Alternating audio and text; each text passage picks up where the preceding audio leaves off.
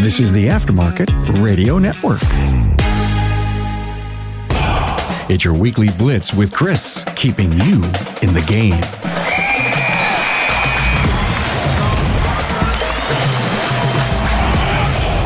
Happy New Year, everyone. I hope the world is treating you well and you're having a great day. Gosh, I can't believe it's 2022. Coach Chris Cotton here from AutoFix-Auto Shop Coaching, where we work hard to support your financial success. If you have an idea for a show topic or just want to talk shop, then feel free to get with me at chris@autofixsos.com. Hey, before we get started, though, with phase one of repairing your repair shop, I'd like to take a quick second to give a shout out and thank our sponsor, AutoLeap. Are you looking to grow your auto repair shop? AutoLeap is a modern cloud-based shop management software that keeps your existing customers coming back while making it easier to win a new audience and drive significant growth. AutoLeap allows you to keep complete track of your shop, from scheduling appointments to managing technicians and generating invoices as well. It doesn't get any better than AutoLeap, the leader in auto repair software. AutoLeap helps you grow, is easy to use, and builds customer trust. Make your customers happier, your repair shop more profitable, and your life easier, all with AutoLeap. Check them out at www.autoleap.com to see for yourself. A couple of weeks ago, I did a general overview of what coaching / repairing your repair shop looks like. In it, I gave some bullets for each phase. This week, I wanted to go into phase one in a little bit more detail and tell you about the work that goes into it. I'm assuming you're here, and I'm assuming you want to learn how to do it. So I'm going to kind of talk to you as if you're already a client of mine and I'm laying this out to you. Okay. So the first off is congratulations. Kudos to you. You've realized you need help. You've asked for it. And now you got it. Okay. So some of the very first things we've got to do, and two, I'm assuming your business is in this stage. Businesses come to me in several different stages, but I'm assuming that things are bad. You've waited too long to call a coach, and you're here now in a pain point, and you're either losing money or something's not right. And so that's where we're starting. If you're not in this phase, then that's why I did them individually. So back, we have to get profits in line first. You have to be making money in order to keep the doors open. And then from there, we go into processes and procedures, everything like that. So again, good for you for saying yes. You're here. We're started. But guess what? There's no silver bullet. It's now time to put into work, to rise and grind. You didn't get in the situation you're in overnight. It's okay if you don't know what you don't know, but it's not okay to stay there. Okay. I just need you to realize that things can and will get better. And what follows are the step to greatness. I have never lost a shop that's come to me and said, Chris, I need help. I've been able to save 100% of the ones that came in, said they needed help, and then put in the work. Make sure I make that clear, that put in the work. There were some that failed just because they didn't do anything. They said they wanted help, but really they didn't, because they didn't make any changes. Anyway, I think I've got 11 steps in here. And the first one is we have to start at the beginning, right? So many people in the industry call it different things. You call it different things, whether you call it the income statement, the P and L, or the P or L is what I like to call it, because at the bottom, it only shows a profit or a loss. There's no in between. Whatever you call that, this is how we check the true margins of the business. This is our true scorecard for success. Okay. It also has to be organized in a way that is readable, to actually give you your numbers and what you need. So there's 5 areas of income on an income statement. If you do towing or other type of things, if you do auto repair and ATV or snowmobile repair, then we would want to separate this out a little bit further. But I'm going from a general repair shop that does tires. That's the angle I'm going at. So your 5 areas of income are labor, parts, tires, sublet, and shop supplies. Okay. You can't just have a general income line and throw everything in that and have it at the top. That's great. That tells you what your income is, but that doesn't tell you, we can't check labor margin off of that. We can't check parts margin off of that, tires, or anything else. It's just like a big glob. So we have to separate it out in these categories. So then we have our offsetting categories for all these in cost of goods sold. For a labor income line, you're going to have a labor cost line. Now, your labor cost should only have your technicians and anything related to the technicians in it, like all your vacation time, workers' comp insurance, uniforms, anything that your technician has as a benefit should go in the cost of goods for the technicians. We're not adding service advisors in here. We're not adding shop owners in here, nothing else. This is just production labor. Okay. And then also we're going to have the parts income line, the parts cost of goods sold, tires under the income, cost of goods sold, sublet income, cost of goods sold, shop supplies, both areas. Okay. So if you have a question or want to know what this should look like, I want you to shoot me an email at chris@autofixsos.com and say, hey, Chris, can you send me your sample income statement? What does it look like? And I'll shoot you that. Just in the subject line, just put income statement. Okay. You cannot run your business without one of these. I've seen all types. I've seen all kinds. I've heard all kinds of excuses why people don't have them. It's not acceptable. If you run a business, you have to have an income statement. Okay. I've gotten them on napkins. I've waited 5 months for people to produce them. This is something, and I'm going to talk about it here in a minute, but this is something you have to have an active role in. Okay.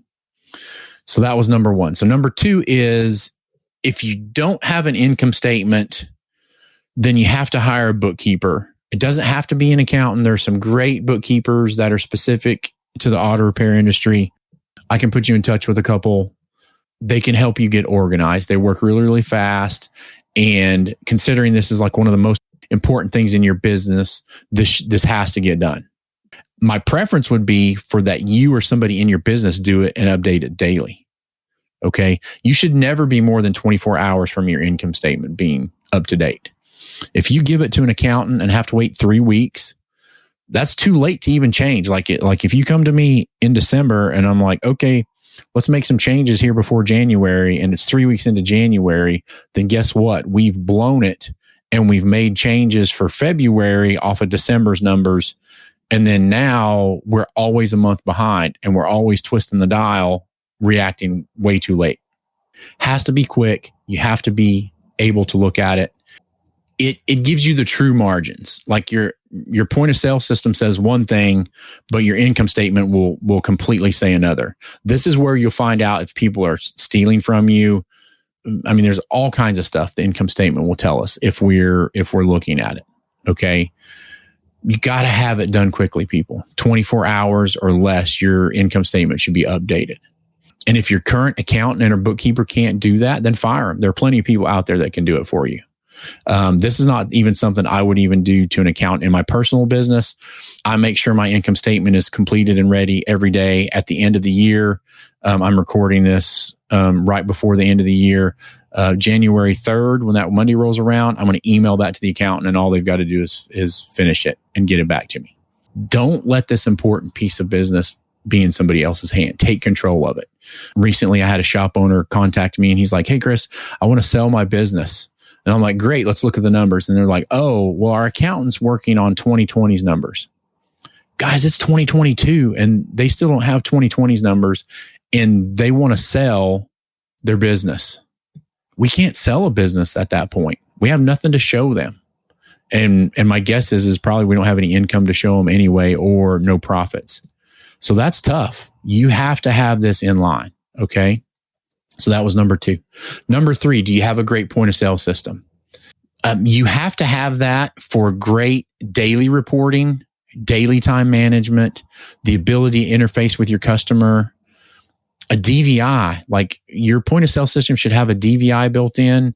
And I've seen some forums and things here lately where people are like, oh, well, I can't justify, I'm using QuickBooks. I can't justify going and spending $300 on a point of sale system. You can't not justify that. You have a point of sale system. You put your parts matrix in there. You put your labor rate in there. You do your shop supplies. On average, a DVI process, if you switch from a paper process to a DVI process, it increases your average repair order $242. And you're like, Chris, you made that number up. Hell no, I didn't. I've been doing this for a long time. Every customer that I've taken from paper copies to a great point of sale system when you do the numbers, it always averages out within $10 to $15 plus or minus a 242. I don't know why. I don't know what it is, but it does. So if you run 100 cars a month, you're telling me that you're going to let $300 for that month keep you from making another $24,000? I don't think so. Be real, people. Do the numbers on it and get it in there. And again, you need to be able to see your margins in real time on the work orders and estimates, and you have to be able to adjust. Look at your work orders, look at your estimates, look at an estimate before you send it out. And then we use this first and then follow it up by using the income statement. Okay. And by following up, I mean, we're just double checking it. If your point of sale system says you made a 70% labor margin and 55% parts margin, can we go back to the income statement and do the math and make sure that that's correct? Most of the time it's a little bit off and we'll need to adjust, especially we're going to talk pay plans here in a little bit. But if you're paying your technicians and your service advisors off of margins and things like that, then it has to match the other. It shouldn't be in the technician's favor, and it shouldn't be in your favor as a shop owner. It should be right to the money within like half a percentage point. We've got the tracking and measurement things kind of down, and now we have to make sure our margins are in order. You got to have your parts matrix in your point of sale system. If you don't know what a parts matrix is, or if you've never seen one before, shoot me an email in the subject line, put parts matrix, Chris@AutoFix-SOS.com, and I'll send you a copy of mine. Okay. Your labor rate. Your labor rate has to pay your people well and let you make a profit. And also we have to look at next year. Like, what kind of training are we going to do? How do we pay for that training? If we shut down the shop for half a week, your labor rate for the whole year pays for all of that. You have to figure that in. And so this is how we figure out what our labor rate should be. We don't use the Oreo method. We don't guess. We don't use our neighbors. You have a business. You have to figure out the metrics for your specific business. So what you do is you take your technician costs loaded, and loaded means all your taxes and benefits, workers' comp, uniforms, company lunches, training, everything like that. And then you want to multiply that times 3.5, which will get you to about 71%. And I want you to be at a 71% labor margin or better. Okay. So what I would say is take your cost, multiply that times 3.5. And then we also want to do a labor matrix on top of that of at least 25%. That can go into a great recruiting tool. If you have a technician, say, hey, you bill out 40 hours a week, but with our labor margin, you're going to get paid for test drives, cleaning, and everything else. A guy that bills out 40 actual hours actually gets paid for 48 if you have them on flag time. That's a great recruiting tool and a great way to pay for your training and everything else. So that was number 4. Number 5, we've got to track and measure. If we can track it and measure it, we can fix it. Okay, so we've got our income statement in place.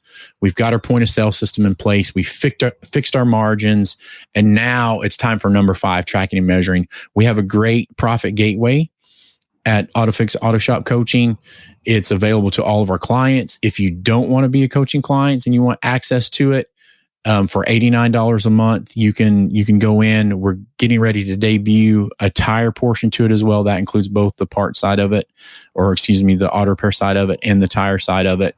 And if you just want to put your numbers in there, we can set up your goals and get you going with all that. You just shoot me an email or give me a call.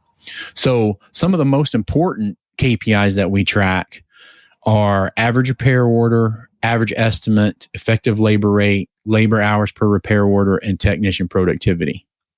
The very most important one out of here is average estimate.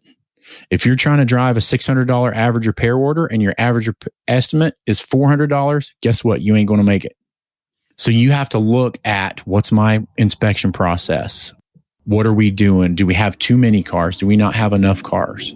What are we doing when cars come in? Okay. And on our profit gateway, we track 25 KPIs, and then the tires are tracked separately.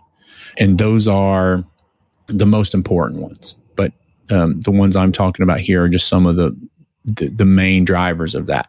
But again, if we can track it and measure it, we can fix it. If we're not tracking and measuring, there's nothing we can do about anything. Okay. That was number 5. So number 6, processes and procedures. This is a huge list, right? You should be able to hand somebody on their first day of the job their employee handbook, assign them a mentor, and give them all the processes and procedures pertaining to their job in like a big folder. You can do it online, but also give it in their folder. There should also be a checklist for all that.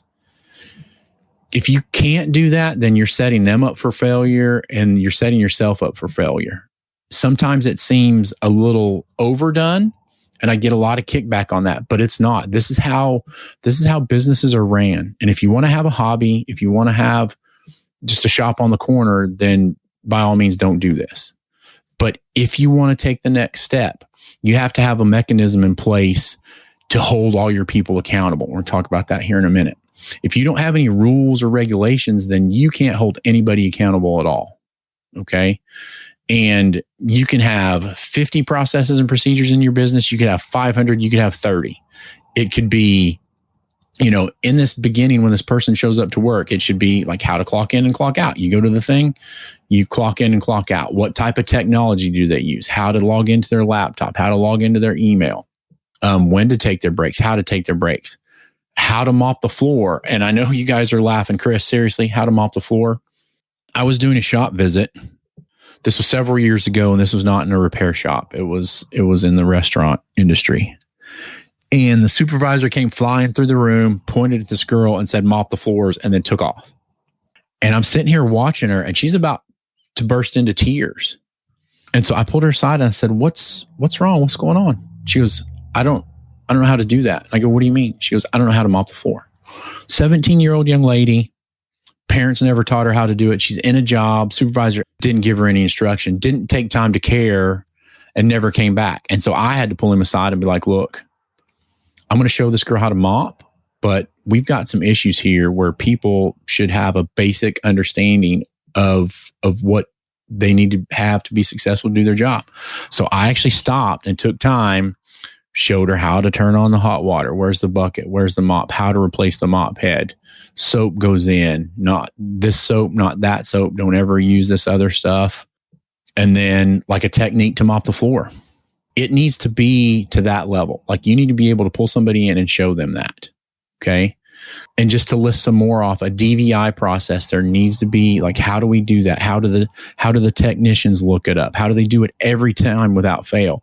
If you don't have these things in place, then we're not in a really good practice of doing it all the time. Okay. Time off policy and procedure. I've heard a lot of that here lately, especially with the holidays falling on some weird days. Well, we've never, had a New Year's on a Saturday before. We've never had Christmas Day on a Saturday before. If you don't have these things in place, then you don't have a mechanism to hold your people accountable. Most employees want to be held accountable, and they want others to be held accountable around them. And this is your guidebook or your playbook. Okay. And so that takes us into number 7. If you have that in place, then you have a way that you can start actively coaching your employees and hold them accountable to processes and procedures. So just a quick example, the RO audit process. I'm also going to put some of these links in the show notes to blog articles and things like that. That way you don't have to email me about it. I'm going to put a link in there for the time off policy and procedure. And I'm also going to do a link for the RO audit process. Okay. Either the supervisor or you is going to go back and look at every repair order that comes through the shop. Did we get the information on there? Did we get the customer's information on there? Did we charge things out correctly? Did we not charge out things correctly? We had a service advisors group that we were leading a year or so ago. We were doing repair order audits. I had looked at a repair order audit, saw something different, handed it to the person in charge and said, hey, what's wrong with this repair order audit? And they caught something completely different. They had charged a customer for a part that they didn't install on the car. So he was able to call the shop and be like, look, I know we didn't install this. We need to go back, fix this repair order, call the customer and issue a refund. I'm not necessarily doing it to catch people doing wrong, but catch things when we're doing wrong, like when we're not treating the customer right. If you don't have those things to make your job and communication with the customer easier, then you don't have a way to treat the customer right. That's what we're here for, is take care of the customer. Okay. So once you start actively coaching your employees and holding them accountable to the process and procedures, You're going to find, this is number 8, you're going to find that there are people that are right for your business, and you're going to find people that are wrong in your business. And the people that are wrong in your business can't continue in the business. I don't care how bad you feel about having to fire somebody or whatever else. I ask this question a lot in coaching sessions. If you bought your business today knowing everything you know and made everybody reapply, would you hire all these people, or are there people working there that you would not hire? And typically the answer is always like, yeah, there's 1 or 2 that I wouldn't hire. My question is, why the hell are those people in your business? Amazon pays incorrect employees to go away. We should too. If those people are not moving your business forward, then they're holding your business back. Okay. I'm a firm believer that there are some people that can only get you so far in your business. And I've talked about this in previous episodes, where we have service advisors that can only get us to $100,000 a month level or $150,000 a month level, but we have capacity to do $300,000 a month. Those people have limiting behaviors and they're holding you back. And if you don't know what I'm talking about, limiting behaviors, you can go back and listen to my episode on limiting behaviors. So 8's identifying the right people to keep in the business, and the people that aren't going to be able to continue with the business need to go away. Number 9, I set this separately because I think this is a huge thing that we don't do.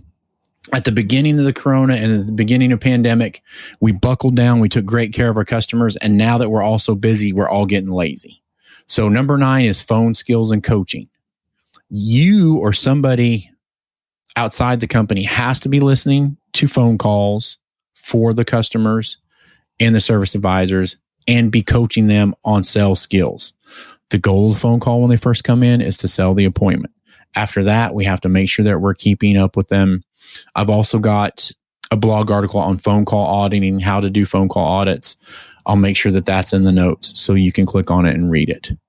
And that's phone skills and coaching. Okay. Next, number 10 is sales skills.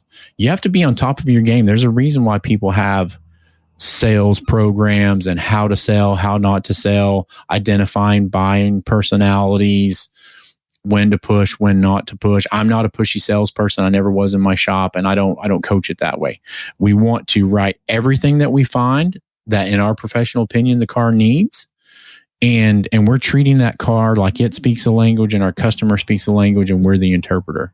We're taking the information from the car, presenting it to the customer, and letting the customer decide. If you do that and you show integrity and you've built a relationship with them, then they will reciprocate that by spending money back with you.